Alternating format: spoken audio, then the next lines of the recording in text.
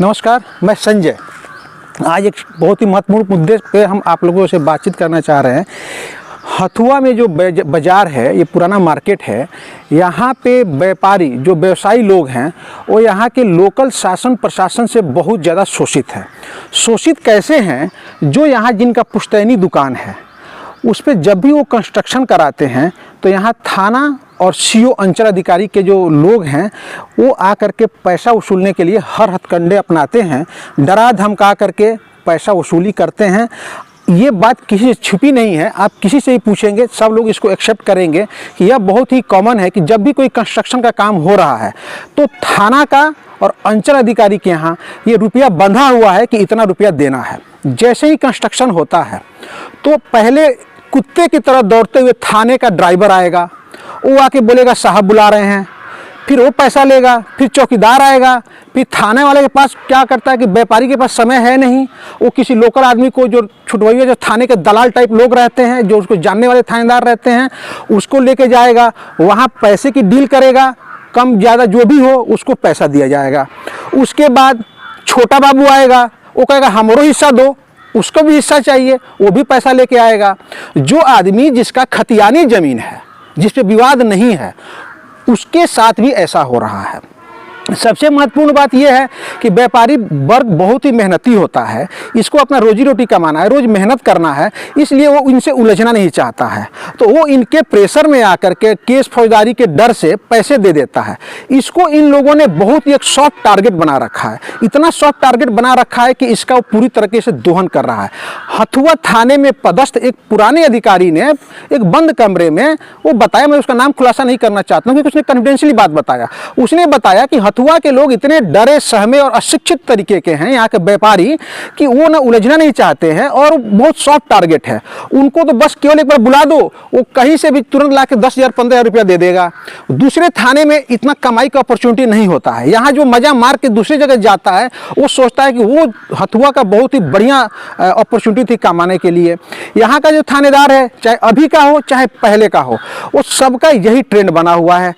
आप देखेंगे यहाँ का चौकीदार है वो भी अलग से आता है, मतलब चौकीदार लेवल का एक टुच्चा सा पद, टुच्चा सब तो नहीं कह सकते, लेकिन चौकीदार लेवल का जो छोटा सा एक पद वाला है वो भी आकर के यहाँ के व्यापारियों को डरा के धमका करके उनसे पैसा वसूल के ले जाता है। हमारा ये सवाल है कि ये पैसा वसूली का खेल कब तक चलेगा? बाकी बिहार के किसी दूसरे जिले में किसी भी थाना क्षेत्र में ऐसा काम नहीं हो रहा है, हथुआ में ही ऐसा क्यों हो रहा है? कारण है इसका कि जो लोग थानेदार से थोड़ा सा परिचय बढ़ जाता है तो हमेशा लोग उसे संपर्क साधते हैं कि चलो थाने वाले के पास चल करके हम लोग इससे डील कर ले, इस मामले को सॉल्यूशन देने।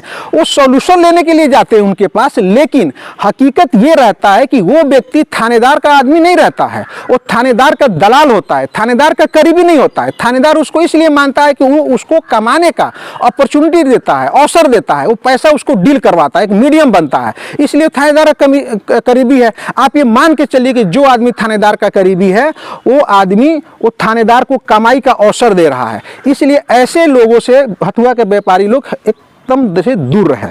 उनके साथ थानेदार का सेल्फी खिंचवा लेंगे ताकि उनका भौकाल बना रहे।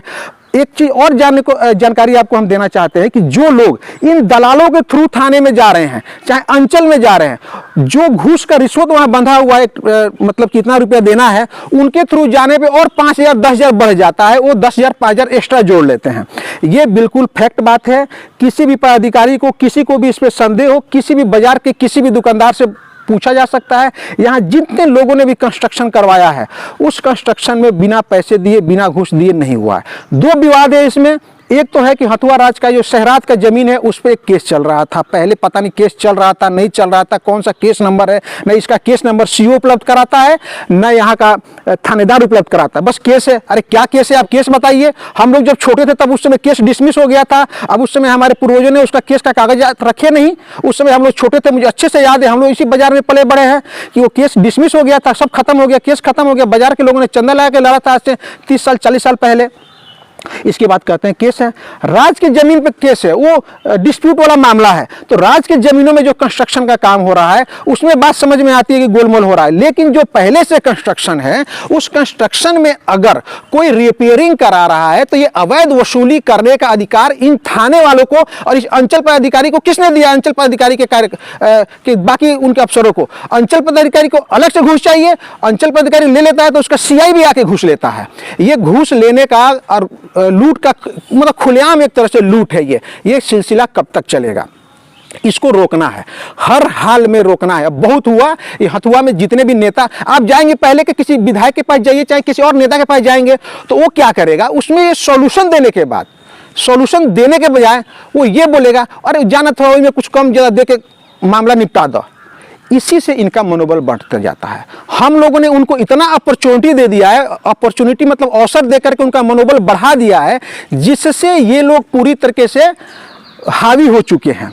कोई लड़ना नहीं चाहता है तो हमें शुरुआत में थोड़ी सी परेशानी होगी, प्रतिरोध जब तक हम लोग करेंगे नहीं। ये लोग क्या करते हैं, जब भी कोई कंस्ट्रक्शन आता है आके लेबर को उठा के लेके चले जाएंगे, थानेदार आएगा, ड्राइवर आएगा, लेबर को उठा के लेके चला जाएगा। अभी ये हथुआ बाजार में कंस्ट्रक्शन का काम हो रहा था, सुबह सुबह देखिए हमने थाने का चौकीदार, क्या नाम था चौकीदार का, जो चौकीदार नहीं ड्राइवर था, क्या मोहन नाम का ड्राइवर बताया, दुकानदार ने आके वसूली करने के लिए पहुंच गया था। ये आंखों देखा था, हमारे सामने वो बात कर रहा था। इस तरीके का इस तरह के लक्ष्मण चौकीदार नाम का है, उसका तो हम लोग बचपन से देख रहे थे कि उसको अनुकंपा नौकरी थी। वो तो अंडर एज है, अंडर एज में उसने फर्जी सर्टिफिकेट बना करके उसने जॉब लिया और वो पूरा वसूली का काम करता है। एक बार का केस हम बता रहे, थाने में जब हम रात में गए थे, ऐसे स्पॉन्टेनियस चेक में हम लोग भी चेक कर सकते हैं, हम लोग रियलिटी चेक कर सकते हैं, तो मालूम चला मतलब पूरे मुंह से बदबू आ रही है, लॉक कर दिया गेट, मुंह से बदबू आ रही है, पी के थाने में सोए हुए थे। हम तो कह रहे हैं कि वरिष्ठ पदाधिकारी इसको सुन रहे हैं तो थाने में औचक निरीक्षण करें। हथुआ थाने में क्या है, सीसीटीवी लगाए हुए हैं, घूस की लेन देनी होती है तो कोने में बुलाते हैं। तो ये ना सिस्टम कब तक चलेगा, इसके खिलाफ प्रतिरोध की आवाज़ उठानी ही पड़ेगी। और ये हथुआ के थानेदार, हथुआ के पुलिसकर्मी और अंचल पदाधिकारी के जो प्रशासनिक लोग हैं, जो उनके कर्मचारी हैं, वो जो इसे सॉफ्ट टारगेट समझ रहे हैं बकरे की तरह से कि झालाल कर लो और खा लो, मतलब पैसा मलाई मार लो, ये अब सिलसिला बहुत दिन तक चलने वाला नहीं है। जरूरत पड़ेगा आदमी जेल जाएगा। आप कब तक डराएंगे धमकाएंगे, डर की भी एक सीमा होती है, वो अब खत्म हो चुका है। जिनको अपना पैसा देना है देंगे, लेकिन अब आप लोगों के खिलाफ ये प्रतिरोध की आवाज़ उठेगी। इस बात को सचेत हो जाइए। बेहतर होगा कि आप लोग अभी से ये रिश्वतखोरी बंद कर दीजिए खुलेआम। अरे आराम से कोई आदमी आता है, घर बन रहा है, खुशी खुशी मिठाई दे देगा, पार्टी के लिए गृह प्रवेश करेगा, दुकान में प्रवेश करेगा, पूजा पाठ कराएगा, मिठाई खिला देगा। लेकिन इस तरीके से 30-30 हज़ार 40,000 रुपया आप घूसखोरी का काम कर रहे हैं। आप लोग क्या समझते हैं यहाँ के लोग पढ़े लिखे नहीं है, बेवकूफ़ है? वो तो दरअसल बनिया वर्ग की वो है कि वो अपना चाहता है कि मेहनती वर्ग है, थोड़ा सा टाइम किल ना करे, अपना जल्दी बना के कमाए धमाने का काम चालू करे। लेकिन ये आप लोग सिलसिला जितना जल्द हो सके, ये चेतावनी है। अब आपको इसमें एक बात और बता रहे हैं, अगर आप लोग ये सोचेंगे कि केस फौजदारी करके आवाज़ दबा देंगे या कुछ करके, तो उससे भी डरने वाले नहीं हैं। हम आपके खिलाफ भी चार्जशीट दायर करेंगे। थानेदार अगर ऐसा कुछ काम करेंगे या फिर सीओ के यहाँ से कोई काम होगा या किसी भी पदाधिकारी या किसी भी कर्मचारी के खिलाफ से काम होगा, उनके कितने एविडेंस हमारे पास है, हम उसका चार्जशीट बना करके पब्लिक में पेश करेंगे। आप क्या ये सोचते हैं कि चार्जशीट पुलिस केस करेगी तो भी कोर्ट में जाएगा? पब्लिक भी पब्लिक चार्जशीट बना करके वो आ करके पब्लिक के बीच में रखेगी, सोशल मीडिया में रखेंगे कि आप कितने नंगे हो, कितने करप्ट हो। ये सारा सिस्टम, ये सारा इनोवेशन, ये भी हम जानते हैं, सब चीज़ करके दिखाएंगे कि कितने किस मामले में घूस लिए, किस मामले में आपने चेकिंग में क्या किया, किस केस में ट्रू फॉल्स करने में क्या क्या आप लोग खेल करते हैं और किस केस में कितना देरी करते हैं। 10-20-100 RTI लगाएंगे आपके पास। आप लोग सोचेंगे कि RTI का जवाब नहीं देंगे, उसके भी हथकंडे फंडे। अगर आप लोग आवाज़ दबाने की कोशिश करेंगे तो हम भी आपको किसी भी तरीके से छोड़ेंगे नहीं। क्योंकि नहीं छोड़ेंगे कि हमें हर तरीके मालूम है, क्योंकि हम खुद इतने अधिकारी, हमारे दोस्त हैं, इतने अधिकारियों से मिलते हैं जिसे आप लोग को अनुमान भी नहीं होगा। आप लोग बहुत हथुआ अंचल में रह करके बहुत छोटे पे अधिकारी हैं, यहाँ पे छोटे हैं, यहाँ के आप लोग अपने आप को राजा समझते हैं। ठीक है भाई, राजा है, थानेदार है, यहाँ के आपके पूरी कस्टोडियन में है, पूरा लॉ एंड ऑर्डर आपके हैंडल करने का आपका जिम्मेदारी में है, तो कुछ भी कर सकते हैं। लेकिन उसके बाद क्या हो सकता है वो सब हमें मालूम है। इसलिए अब इसके साथ ही ये हम आज के डेट में ये घोषणा करते हैं कि हम लोग बहुत जल्द हथुआ में एक व्यापारी संघ बनाएंगे। व्यापारी संघ बना करके हम इस आवाज़ को और बुलंद करेंगे, प्रतिरोध करेंगे, और जितने लोग हैं जिनको लगता है कि ये बात हमारी सही है, जायज़ है, वो हमें सपोर्ट करें और हमारे साथ जुड़े और आवाज़ को बुलंद करें। नहीं तो आने वाली पीढ़ियाँ आपको गाली देगी कि ये करप्ट अधिकारी आपको लूट रहे थे तो चुप क्यों थे। इन अधिकारियों को कीड़े पड़ेंगे, हमें भी सरापेंगे। आप लोगों को कुछ क्वेश्चन पूछना हो तो पूछ सकते हैं।